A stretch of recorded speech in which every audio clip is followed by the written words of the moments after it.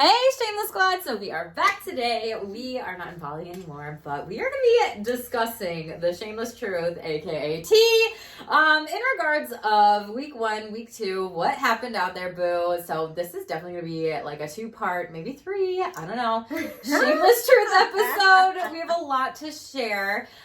So make sure if you are new here, hit subscribe because you don't want to miss out on this shit. It's intense, y'all. And like this video, comment below any questions that you have about Bali too. But hey, yeah, let's kick it off. Why did you go to Bali? Why did we go to Bali? What do you want to tell people? Well, we live here in Minnesota, and it was a cold ass January night, and I was on Facebook. And, you know, I've wanted to go to Bali for a long time, and I haven't been out of the freaking country since 2019. Like, I have not taken a vacation since 2019 because of, you know, COVID, and I had a lot of transitions, and I just had a lot of things that I haven't been able to go and do. So there was a retreat that was advertised in one of our therapists' Facebook groups. And gotta be honest, when it's advertised in a therapist Facebook group, we tend to be a little bit more like, you know what, this is legitimate. Yeah. And I wanted to support another therapist and coach. Like, we had a previous episode about this, about credentials and everything. And this person had the perfect credentials. Yeah. Perfect credentials. I mean, a psyche and held retreats in different parts of the world and was there to really empower us to create our dream life, a self-love, abundance. And when you go through transitions like what, I don't know about you, but I was going through a lot of transitions in the business world that I was like, you know, it would just be nice to go somewhere, and why not fucking Bali? If I'm going to go anywhere, I'm going to go Bali, right? And work on this stuff. So it was a cold ass January night in Minnesota. And I'm like, you know what, this would be a great investment. So contacted the person, look at the pictures of the retreat. I mean, it looked beautiful.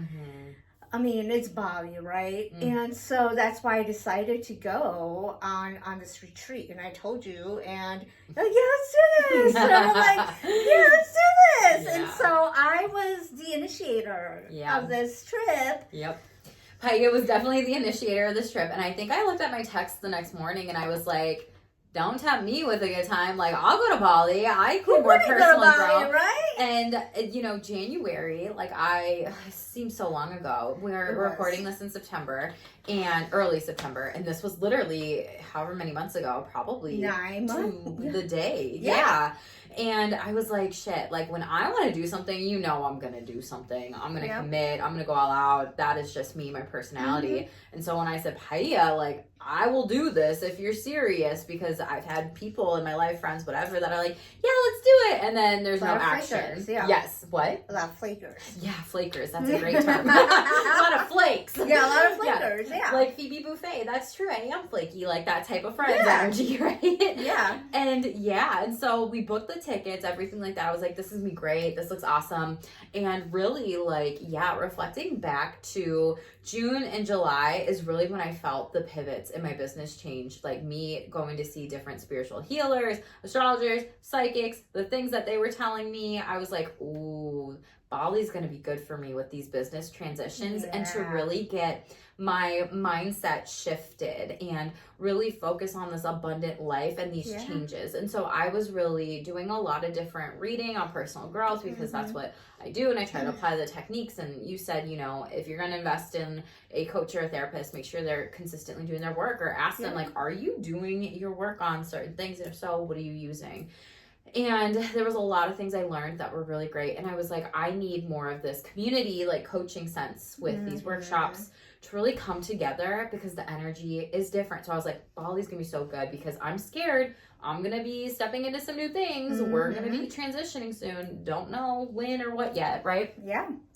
And this is gonna be perfect for me. Mm-hmm. And so I didn't really want to tell a lot of people that I was going to Bali. I went to Peru earlier this year. I went for a business trip to everything like that. And a lot of people, I didn't tell many people about that either. And I got... Why didn't you not tell anybody? Shame. So if you didn't watch our shame episode, go back, watch it. It's a precursor, but travel shame is a big one. Yeah. And when I told somebody that I was going to Bali, they were like, oh my God, you're going to Bali? You biatch. Like, you know, B word, whatever. Mm-hmm. And I was like, how come I'm that? I was like, is that because you really want to go? And they're like, yeah. And I'm like, yeah, clearly. So projection, you know. Yeah. And so it's interesting because when I got back from Peru, a lot of people didn't ask me nothing about Peru.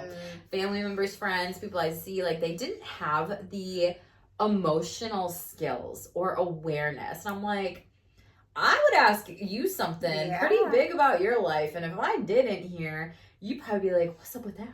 Yeah. Right? Mm-hmm. But I didn't say anything. I said, okay, I'm just going to leave it as is. And I think you told me in a voice memo, like, do you think these people are jealous of you? Because you are a single-owned business owner, right? You have a partner, you don't have kids, you don't have dogs, you don't have a house, you don't have all these responsibilities, and you have the freedom, and you can just go. And I'm like, that could definitely be it.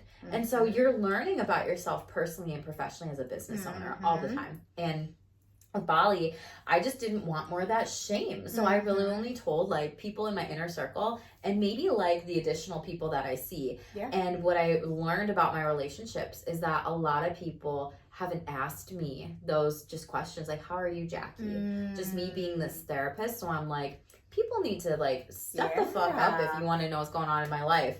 And if you're just going to be on social media, like scroll my feed, like, wow, you went to Peru. Wow, you went to Bali. Wow, you're doing this. Like, some people just cannot keep up with that. No. And if you can't keep up with me emotionally, you're not going to be, you know, I learned about relationships a lot in Bali. You're probably not going to be the best type of friendship or relationship for me. So I didn't want to deal with the shame. That's my long-winded answer. Yeah. Why did you not tell a lot of people that you were going to Bali? You know, I didn't want to tell a lot of people. I told like a few close people to me, and some people, I didn't tell my mother until like a month or two before I went, because, you know, she has a history of saying, well, why are you going? Who are you going with? Why did you go with these people? You're going to be lonely when you go out there. She's very, you know, she's very safe emotionally. Yeah. Where she would ask, well, why don't you go with these people? Why don't you ask them? Well, if they're not going, then you shouldn't go. So a lot of the shame of like, a lot of the shame, and, you know, she's from that generation and culture where as a woman, you don't travel alone. You don't do this. You don't do that. You wait for things to happen to you. You don't go out and grab it. They have that mentality. Yeah. And I'm very opposite. I go out and grab shit. Yeah, like you make the opportunities. I make the opportunities. Yes, I create my opportunities, and she's not the type to create opportunities. It's very safe, very secure, and that's why I started Your Own Pathway. Is sometimes you can't be safe and secure if you want it. So I didn't tell too many people too because of that too, and I just felt like some people would be like, oh, okay, well, that must be nice to be you. And shame you. And shame me. And again, I haven't been somewhere in 5 years. 5 years. I know some people think, whoa, how did you survive that? It's because I had so many transitions, and I had to do a lot of pauses. And you were working on yourself. I was working on myself. I was working on my business. And don't get me wrong, I had major ass FOMO. Like, everybody was traveling, everybody was going to places. I was like, why not me? Like, why can't I go? And I knew that I was working on a life so that I could go whenever and not use vacation as an escape from my life. I wanted to be a complementary to my life. Where I came back, I still had a great life. Yeah. It was the opposite of what people do in using, and no shame to people who use a vacation as an escape. I love vacation. Everybody can take a vacation. I wanted to work on my life where I got to the point where I wasn't sacrificing. It was just something that I did as part of my life and part of my work. Yeah, and you've mentioned, like, I don't need a vacation to go away. My life is like a vacation. Like, I love my life. I'm living my best life, be it in Bali, be it in Minnesota. Yeah. And a lot of people don't know how to do that. No. And that's a testament to you and the work that you've done on yourself, that it's hard work and people can get there. People can get there. You just have to take a few pauses, and not everybody can take pauses because they need that escapism from life. Yes, and one of the things that we talked about in our previous episode was about like shame and trauma, and we didn't talk about this, but it is literally a trauma response for people to like consistently be go go go go go go go go go, cannot sit still or will not sit still, and consistently have all these activities or travel or this and then the next thing and then the next thing, and you're just in survival mode. And even when people just book a vacation for like a weekend getaway because they hate their life, be it their work life, their family life, their relationships, their friendship, like whatever is going on, people will literally book travel as an excuse and as a way to escape, as a trauma response, because they won't want to come back to actually face the harder things that are happening with them in here. And so I love that you said that, because that was a big thing that me more so than anyone else, there is my little Tay coming out in the back, but like that people don't realize that's a huge trauma response. So I'm going to have you take the next question, because I might go off on a big ass tangent, and we just don't need that, because I've talked a little bit about traveling to Bali and what it was like. So I want you to give your perspective and tell, you know, our audience what was your shameless truth with traveling. Like, how was that? What do people need to know? First of all, if you never traveled to Bali, it is here from Minneapolis. It's about, I surveyed it. So like, Surrey, how far is Bali from Minneapolis? Surrey told me it was 25 hours. And I believe Surrey. Like Google, I believe everything that Surrey says. Because how could you not trust Surrey? Right? Surrey's like, Surrey is like so reliable. And so I trust Surrey. In Surrey we trust. And I was like, my God, is that why I am still in recovery mode? And so, and that's just to get there. That does not include layovers or anything. And our trip there was so whack. That's a great It was way. like so whacked. I mean, the airport itself in Minneapolis, navigating was like easy and everything.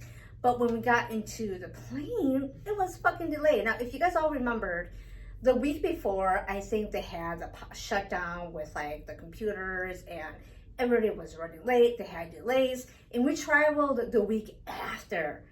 And so because we did that, the darn plane, I think it was American Airlines, was saying that they did not have permission, or there was something with the system, and we had to wait. And so we were sitting in the plane. Our flight was at 10 a.m. We did not leave until like 2 something. And we were flying to fucking Chicago. Chicago. We could have flown there and back and there again. I think we could have driven there too. Yep. Yeah, we could have driven there too. Our trip to Chicago took us almost like 6 hours to get to Chicago. Yeah. And then, and people started leaving the plane because they're like, we can't wait around and sit. And I think we sat in the back. And so half the back people all left to find a different flight. And we couldn't, because we checked in our bags. We checked in our bags. So we're like, we can't just do that. We can't just do that. And so we would get updates, and they would tell us something was going on. And then we learned a lot of things. Like, if you have medication that you need, bring it on your carry-on. There was a woman who was going for a bachelorette party, and she had her diabetic medications in her, not her carry-on, her checked bag. And she was saying, what am I going to do? And they couldn't give her a solution. They couldn't give her a solution. So pack snacks as well. Pack snacks. And deodorant. Deodorant. Your medications, everything. Because we were sitting there for 5 hours? We were sitting ducks. 5 hours. And they're like, believe us, it's not us. We want to get off as much as as you guys too. And so we finally got off. And then we had to talk to the, and then they had to find a gate too, I think. They had to find a fucking gate. So we were kind of like, do. And then we asked the flight attendant, we're like, hey, our next connecting flight, like, is at 4 and it was like 3 something. It was 3:15. 3:15. And we hadn't even gotten to our gate yet. We haven't even parked on our gate yet. We probably did in the next couple minutes. Thank gosh. And we're like, hey, can you make an announcement and say to let us go first, so that we can get off and go to our next, because our next plane was going to freaking Hong Kong. Yeah. That was our connecting flight. And then so we got up, and then the people in the front didn't hear, so we had to wait. And then people were like, "Good girls!" Yes. We're like, yeah, Running. it was literally. Yep. I felt like Home Alone running some kind of Literally, movie. we Home Alone did. I was like running and checking back and Paia, like, Paia, come on! Well, and you know what's even more frustrating was they didn't let us go because somebody was vaping. Yes, so this delayed us as well. Yeah, that delayed us that way, and we're just like, we're like, what's going on? You gotta be kidding us, right? You got to be kidding us. Yes. They were not kidding us. Nope. And the flight attendants needed to have the one in the front and the one in the back. Their forms had to match 100%. And they were like, federal regulations or agents are coming on. And I was like, what the heck? I was like, what's going on? I don't want to see somebody get traumatized today. That's not what I signed up for. Like, I'm done. I'm done working. We're not working, Paia. Yeah. What the fuck? Right. Right? So, yeah, then they had to have all the forms and it had to be perfect. Yeah. Otherwise, they get questioned more. And they don't get paid overtime for any of that. They don't get paid until it actually flies. I wish they did. So, if American Airlines sees this in the future, like, your flight attendants are awesome. They did as best as they could in that situation. They were very calm. And freaking please pay them for stuff like that. Yeah. That's not their fault. Yeah. So we rushed, and then we had to go to a fucking different terminal. We had to go through another security with our bags. Yeah, we had to go through another. Yeah, and then we had to go to a different terminal. And if you're not familiar with Chicago, all international flights are in Terminal 5, and you have to take a shuttle, a train to it. And we were like, what the hell? And so we were like, where is it? And so luckily we got to it, but that still took a few minutes too. And then finally we were like running to our gate. Yeah. And then they called out. I was like, they're calling our names. They're calling our names. We gotta get to the desk. And then, like, luckily at some point I checked my phone in this cluster of everything. And it was like, oh, your flight to Hong Kong at 4 p.m. has been delayed till 4:40. And so we're running. Yeah. I'm sweating. We need to check in. I'm a sweaty Polish person and Slovenia person. Thanks, parents, for your genetics. But I'm just like, oh my God, Paia, don't smell me. And like, I didn't smell anything. And like, and so we like run, we have to go check in, and we're like, we just need some effing water at this point and some snacks for this flight. And then luckily Hong Kong, we left at 4:40, blessing that we had a 40-minute delay, or that plane was delayed. Yeah. It was it was like a movie. Like everything that we did to that point was like a really bad movie. Yes. It got a little bit better, but Hong Kong flight was delayed by an hour. We had hours of delays in Chicago. We had like 40 minutes more time of a delay within that too. So if you're going to Bali, like plan for long layovers and delays because of just all this stuff happening in the past year. Like I've flown to Peru, delayed on the plane for 8 hours, flew to Bali 5 hours, whatever that was, or Chicago 5 hours, and then more delays. You know, the funny thing is all of our delays happened in the United States. Yes. Like none of it really happened internationally. And I'm just wondering what... If it was like an hour. Yeah, it was shorter. Anything like what we had in the U.S. Nope. And kind of got me thinking, like, what is going on with the U.S. that everything's always a delay? Like, even like in Malaysia or whatever country we're in Holland, everything was on point. Everything was on point. So... I don't know with the U.S. and it's airplane, because last time when you came to Peru, you were stuck in the U.S., right? Yeah, Miami. Miami. I could have flown from Miami to Minnesota, Minneapolis, and back to Miami. It was supposed to be like 3.5 hours-ish, and we were on the plane for like 8, maybe. Oh my God. Yeah, it was bad. It was Sun Country, y'all, so I will not fly that ever again.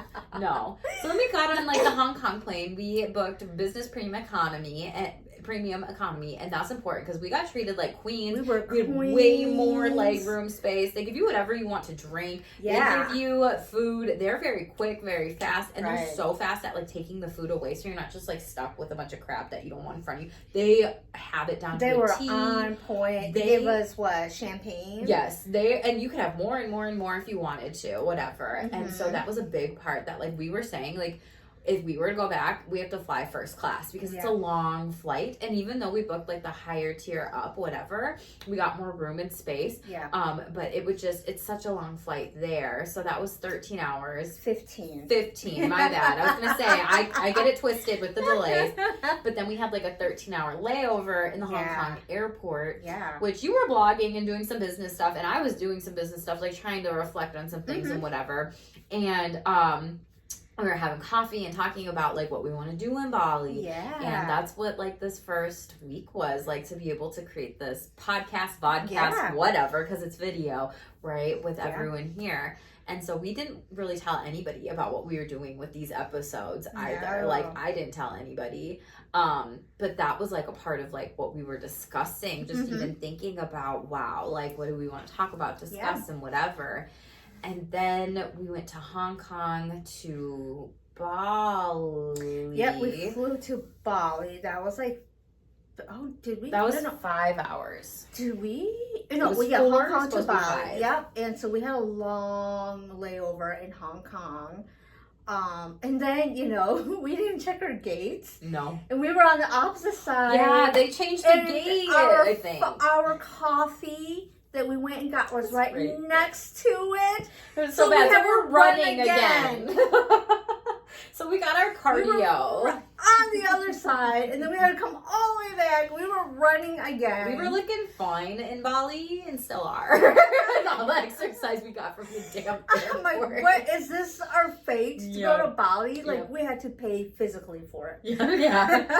How bad do you want to go to Bali? Seriously, that's what I did in my video before we did this episode. I was like, how bad do you want it? Because this is not easy. Yeah. And there was 200 people Poiab was estimating on this a Bali lot flight. Of people, It was so much because everyone and their mother is going to Bali nowadays because it's their the babies. trending spot, and their babies. Oh my gosh, be ready for crying babies, screaming babies, things like that. And that was like a 5-hour flight. We had an hour delay, and then we finally landed in the airport, but then customs took an hour for the visa and then 2 hours to get through the line of customs. And then luckily our cab driver was so nice and waited for us because they were only supposed to wait 90 minutes. And then we're like, okay, it's only 15 minutes to our hotel. No, we asked him. He's like, yeah, no, that's not going to happen. Yeah, we thought there were more airports, and he said there was only one airport he was like, in the island of the province of Bali. Yeah. So everybody lands in, was it Denspar? Yep. Denspar, that's the capital. And then you travel from All over. that airport all over 4 or 5 hours, 6 hours drive. Yeah. So we were 15 minutes away. It took us 90 minutes to get to our 15-minute hotel stay. And shout out to Kadek. If anybody wants his information, it's down below. He's an amazing tour guide person. He literally was just so wonderful for us and our experience there. And just such a fun person to just ride around Bali with and joke with and laugh with. Yeah, great music. Has so many different tours in store for people. So definitely support him in his business. Or if you know somebody going to Bali, share his info. He's wonderful. I recommended him to another gal on the retreat, and she snatched his number up to be able to go around Bali before the last day and before the airport and do these different things. And it's just, he's a really great person. So we were at the hotel by 7:30 that night. Yeah, and it checking gets in. dark there. I don't know if it's the season or whatever, but here in the summer, here in the States, we don't get dark till 9, 8:30, 9. There, it got dark by 6. 6, yeah, which I So that was very different because you assume that it's because it's so warm that it won't get dark until late too, but it got dark early. Yeah. Would you say it was stressful getting to Bali? It was so stressful.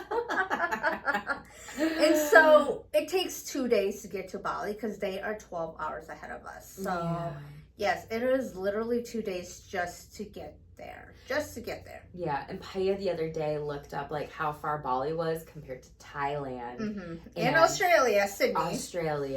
And she said that it was easier to get to Sydney Yeah. and Thailand compared to Bali. Yeah, again, I trust in Surrey, so I like Surrey. How far is Sydney, Australia from Minneapolis? And according to Surrey, it was about 18 and a half hours. I'm like, what? I thought Australia was further away. And so I'm like, okay, Surrey, how far is Bangkok, Thailand? Because I was there too. And that was like 22 hours. Yeah. And then I'm like, how far is Bali from Minneapolis? And she said 25. I'm like, that's why I've been so tired. Yes. And yeah, I would say, I talk to other people too. If you are going to go to Bali and you have desire to go to Australia, New Zealand, or Thailand, do it all while you're there, because it's about 5 hours to fly to Sydney, and it's about probably 4 or 5 hours to fly to Thailand. Yeah. I don't know about New Zealand. I didn't check. I think, and New Zealand, I think, was similar. Yeah, maybe a little longer, a little further away, but not bad. Not bad, because truly, if you're gonna fly that far, you gotta make it worth. You gotta make it worth it. And stay there for a month or two. I know that does not sound reasonable. If you're self-employed, or if you work from home, or you have flexibility, I would recommend that. Yes. And if you don't have flexibility, plan to have that flexibility, I think, is the big part of it. Yeah. You know, so you're saying, yes, it was stressful. We were in survival mode for like the whole time that we're just traveling, right? Because you're like, well, where's the next flight? Now I gotta go through security again. Now I gotta go through this gate. Now I gotta go through this gate. Now I gotta go through this security. Now this. Do I have snacks? Do I have this? Do I have water? Can I sleep on this plane? Maybe not. And then, like, once you get to Bali, like, don't plan anything for 2 or even 3 days. Just don't. Give yourself a break. Give yourself a rest. And literally, like, I told Pei, I was like, I want us to, like, find some place that's just all-inclusive for the first week. That way we don't have to look around for food. We have breakfast included. Like, it's just all there, and it's nice, especially just coming off of, like, the airport and everything like that. And if we want to go out to dinner, wherever we can find, and if we don't want to, like, it's all there. So you talked about recommending, like, going for a month to Bali, or like 2 months if you're going to travel elsewhere.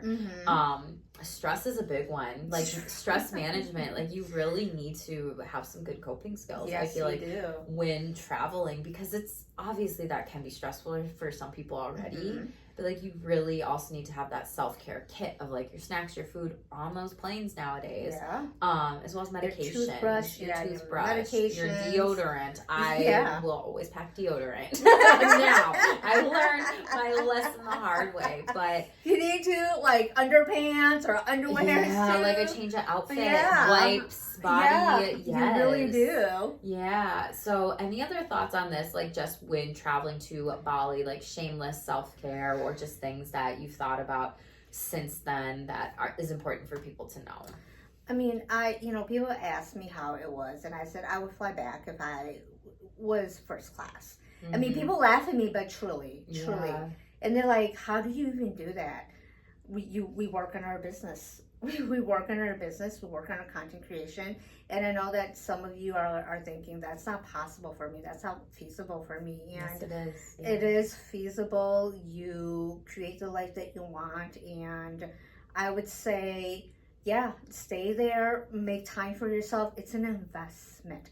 Bali is truly an investment in yourself, your time, your energy, everything. If you want to go there, look at it as an investment.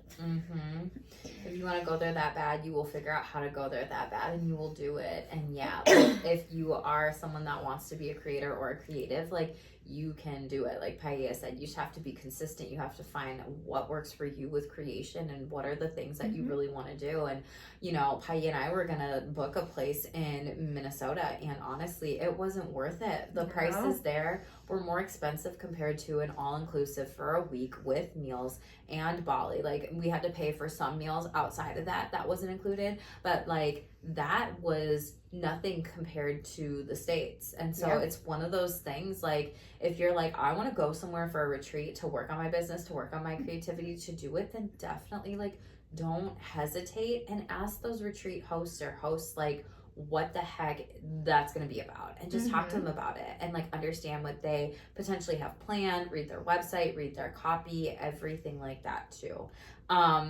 So yeah, first week for us, I know for me, was really about content creation, also like slowing down, relaxing before getting into this retreat, and really focusing in on my mindset, but also to do these episodes with you, because like we have been talking about it for months and months and months, and we're like, finally, like it's so nice for us to just come together and truly, like when Pai and I were like, how do we record these episodes when we come back? Like, it sounds like a lame question, but it's true. It's like, well, do we go to restaurants? Are they going to allow us to record? Are we going to get kicked out? Are we going to be disruptive? Do it at your office, my office?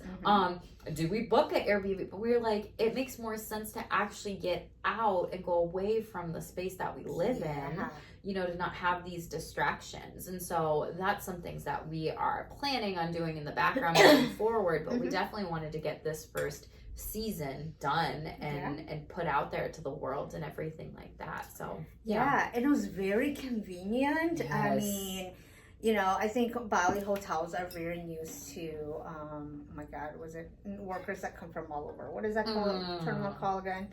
I know what you're talking about. Okay, people, if you know what I'm talking about, comment. Educate us.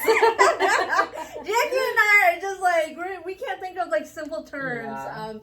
But they had a lot of like, so everything like they had oh my god. Vacuum? What are you doing? Like we could connect our like laptops or outlets. You're like, what is she doing? And I'm like, are you vacuuming? Like, I didn't get a vacuum in my room. My vacuum is this way. I'm probably trying to do something else here. Yeah, what are you doing? They had a lot of outlets everywhere, and you know, they had such a beautiful background. The sun is hot though, people. She got burned. I got burned. And we were only out there for like probably less than 20 minutes. Yeah, we were doing that. It's the episode we did on marriage with the ocean behind us. Because Peggy was like, oh, that'd be cute. She got burned. I got burned. Burn. And other people were looking at us and like, what are you doing? And I will burn for all of you guys again. Yeah. Just to let you know, I will sacrifice going to Bali and burning my back for the episode. But and people were very curious of what we were doing. We had people looking at us, and not in a bad way at all. People were, and then we went to dinner. And people were like, hey, what are you doing? Yeah, shout out to you two ladies. I don't remember your name, so I apologize. Comment below who we met in Bali, because you wanted to like watch this, check this out, all the things. We have more content in store that I think y'all are really gonna like. So say hi to us from Bali that we met there. But other people were looking at us. They were like, what are you doing? What's happening? Some of them were like eavesdropping. They were. Payo was like, I think these people wanted to come over and like talk to us and like say something, but they saw us recording. And I was like, well, they could have. Yeah. And it's just cool because, again, this is like the beginning of us starting this. And people are already seeing, you know, the impact, and they're curious and wondering about what is it that you're doing. We're creating those opportunities.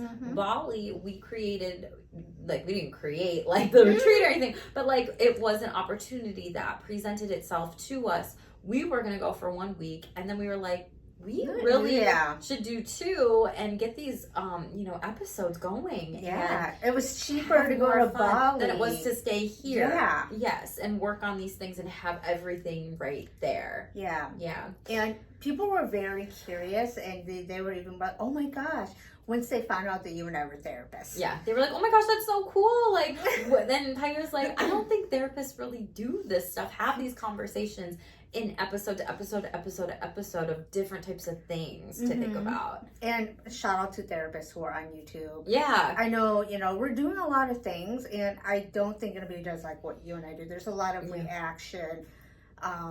And a lot of therapists do reactions. Or about, interviews. And that's wonderful. Shout out to therapists for, you know, stepping out, doing the beyond doing the one-on-one. And you and I just wanted to really be shameless. Yeah. And really talk about these things, because in previous episodes, you and I talked about our lives are really kind of unconventional compared to the typical Minnesotan women. Or even your stereotypical therapist. Yeah, or your stereotypical therapist. We both say things that other therapists are very uncomfortable with us saying, and I'm like, I'm gonna say it. And yeah, why not? Yeah, why not? So we say things that I think our people in our field are not ready to hear because they have their own things that they need to work on. Absolutely. Yes, 100%. And if you're a therapist who's a creative and you're like, oh my gosh, I want to be like Patty and Jackie, then why not reach out to us? Like, talk to us, consult with us, chat with us. We'd be happy to help you and explore some different types of things more and like what we can really do with that. So we're going to get more into some shameless tea about what the heck happened in Bali, y'all. We had these episodes set up for a reason because Patty and I really experienced a lot of trauma. That is a buzzword. And we don't use that word lightly on our channel at all. So we're really going to shamelessly share our shameless truth in the next episode of like what midweek 1 and week 2 what happened. It's gonna be like the Real Housewives of Bali / Minnesota, sharing some shit that really should not have happened. And I don't like using that word should, but it really could not have happened, you know? It was a teaching moment for us. Yes, lots of lessons. Lots of lessons, and I don't mean that in a negative way. And we're using our experience to really educate all of you too, to look for if you want to do a retreat also. Yes. Or go to retreat. Yes, absolutely. So definitely hit subscribe if you are new here. Turn those notification bells on so you get the tea with the next episode. I can just tell I'm going to be triggered. So you don't want to miss out on that, me being me over here. And make sure that you like this video. Comment any questions that you have about Bali below. And always support something, or say something, support, oh my gosh, can I speak? Dyslexia, okay. Comment something supportive here too, and make sure to like this video or share it with someone who may also need to hear about some of these things with Bali. So this is the shameless truth. So as always, stay shameless. And as always, own it.